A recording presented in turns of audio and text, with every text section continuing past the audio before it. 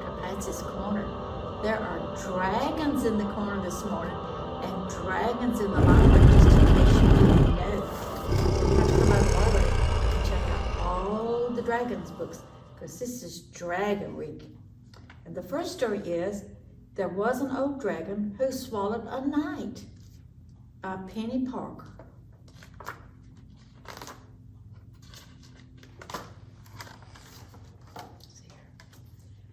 There was an old dragon who swallowed a knight.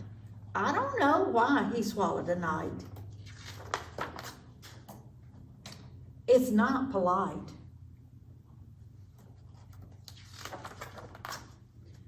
There was an old dragon who swallowed a steed, then galloped around at terrible speed. Oh, how the dragon wished it would stop. That clippity, clippity, clop, clop, clop. He swallowed the steed right after he thought, I don't know why he swallowed the knight. It's not polite. There was an old dragon who swallowed a squire, who hollered, that's hot, when the dragon breathed fire. He swallowed the squire to claim the steed. He galloped around at a terrible speed. He swallowed the steed right after the knight.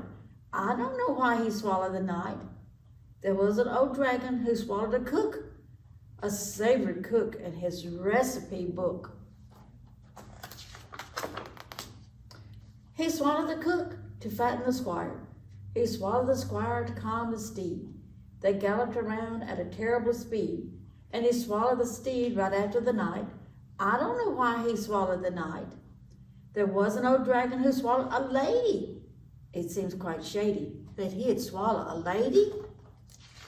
It's not polite. He swallowed the lady to rule the cook. He swallowed the cook to flatten the squire. He swallowed the squire to calm the steed that galloped around at a terrible speed. And he swallowed the steed right after the knight. But I don't know why he swallowed the knight. It's not polite. There was an old dragon who swallowed a castle, who swallowed it down to the last golden tassel.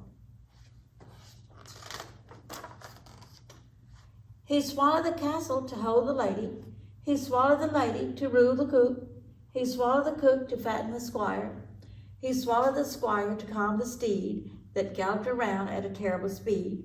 He swallowed the steed right after the knight. I don't know why he swallowed the knight. It's just not polite. There was an old dragon who swallowed a moat, gargled and gulped right down his throat.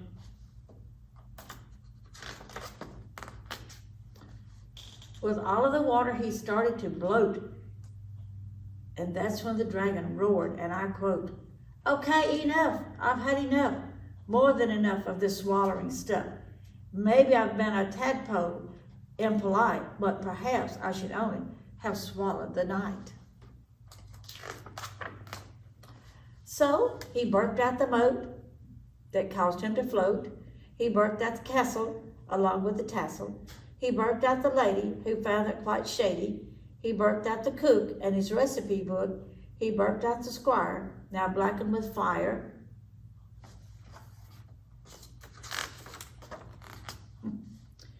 Then with all of his fire that he could amass, the dragon burped out one last bellow of gas. Brrrr, brrrr, at such terrible speed, he burped out the steed, clippity, clippity, clippity, clop.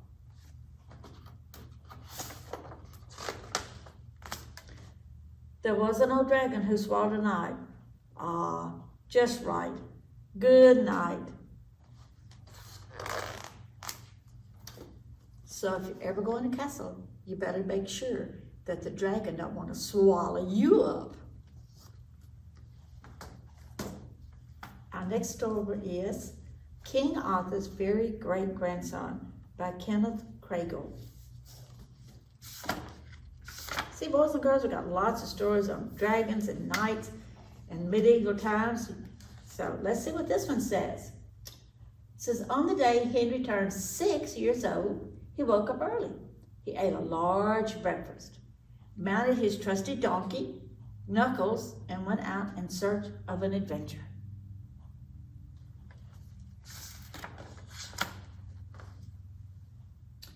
He had heard of a fire-breathing dragon lurking out in the hills, and on to the hills he went.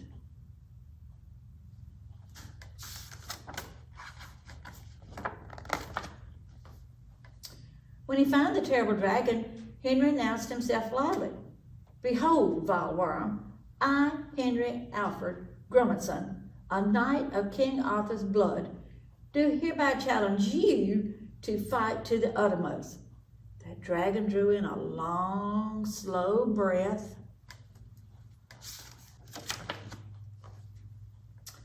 But all he blew out was smoke rings. Can you stop that, said the knight. Smoke rings, Henry said. I have no time for smoke rings. I want to fight. Strength against strength, might against might. I see. Well, of a rough adventure is what you see. Maybe you should try the Cyclops up the high mountain, because I just blow smoke rings. Well, straightway Henry Knuckles sped into the high mountains to do battle with the one-eyed giant.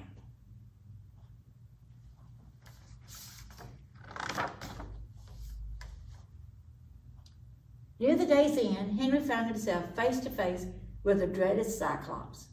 Giant, I'm here to do battle with you. Prepare yourself. Now let us begin. The Cyclops stared at Henry, and Henry stared back. They stared and stared until Henry could stare no longer.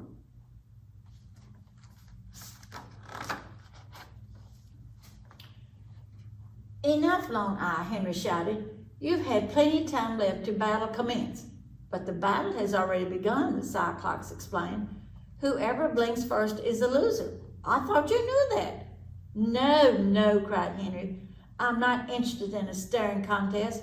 I want a struggle of arms and a test of might and courage.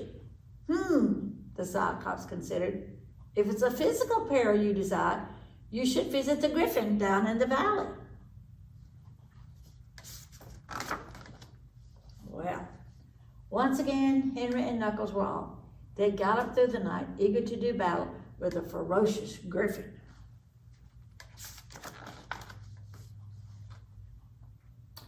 High in the branches of a massive chestnut tree, Henry found a grim griffin.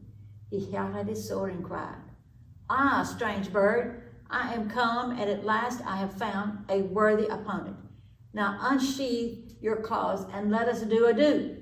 To Henry's delight, the formidable beast agreed and pulled out a chessboard.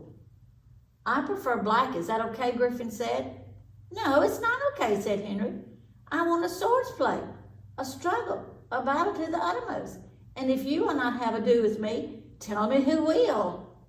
Well, if it's danger you seek, advised the Griffin, then let's go to the sea, and you will find the Leviathan of the living beast. He's the most feared.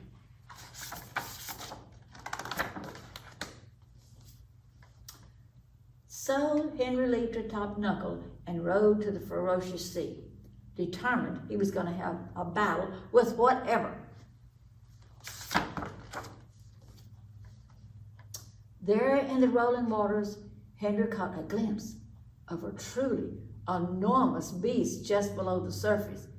He cleared his throat, gathered together his 6 years of manhood, and shouted, Ready yourself, monster, and I still have ado with you, for I am Henry Alfred Grummanson, the great grandson of King Arthur of Britain.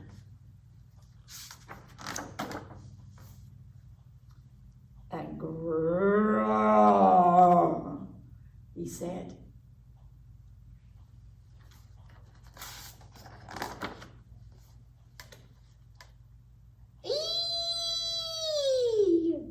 I say greetings to the highly esteemed great. Wait, where are you going, I thought? Where are you going to play a game? Hello?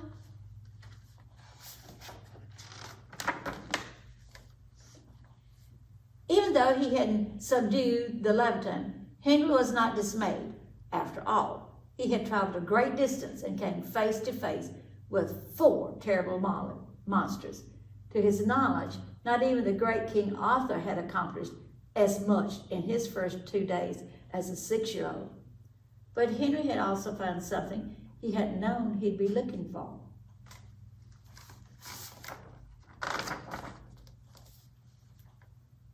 Friendship, and he liked it very much.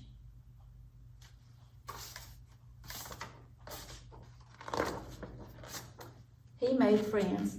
Instead of fighting everybody, he made friends with everybody. The end.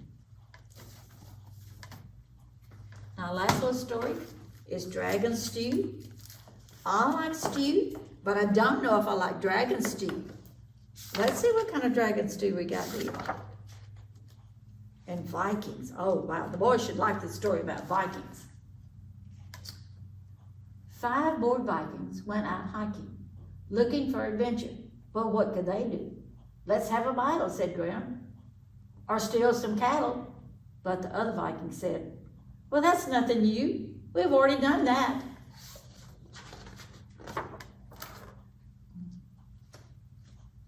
Let's go fishing in the dark for a massive monster shark, suggested Big Beard. But Harold hollered, pooh! Let's wrestle with a bear in just our underwear. But the other Viking said, that's nothing new. We've already done that.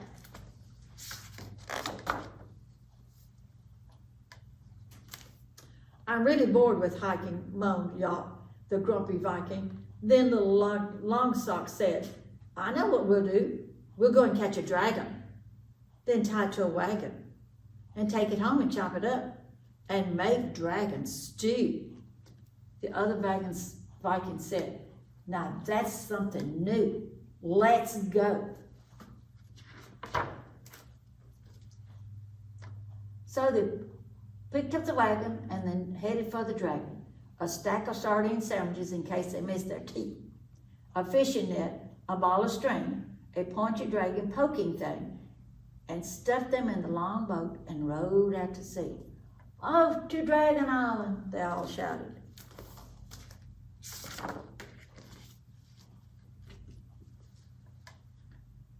They sailed away together, through stormy winds and weather, till a squeaking sound came, looking for a light.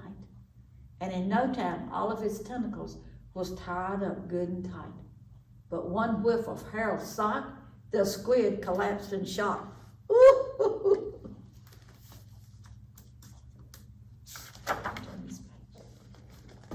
Okay. They traveled on and on till all the sandwiches were gone. But where was Dragon Island? They didn't have a clue. Then Bush-Eye grabbed the tail of a passing killer whale and said, take us to the dragon or we'll make stew of you.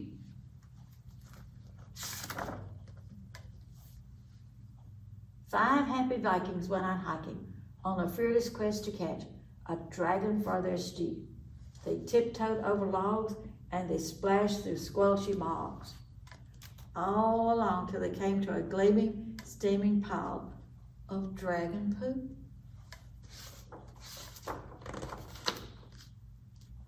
They hurried on it till they saw a knobby hill.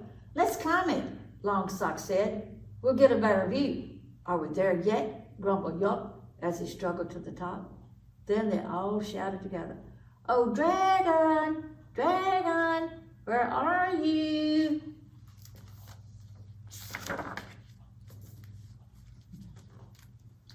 And the dragon said, how am I? How do you do? He didn't look like a fierce dragon to me.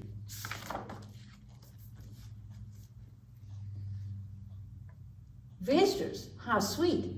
Now would you like something to eat? Yes, said the dragons. Fresh dragon stew. Then they started to attack him and poke him and whack him. And the dragon said, oh really, what a nasty thing to do. Is that necessary?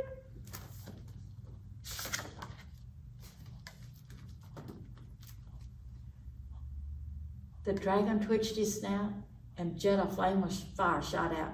It burst behind the dragons and set their pants alight. Harold hollered, Mama! And Grim said, oh, me bomb! and then locked it to the longboat, where the bottom's burning bright. The dragon set them on fire.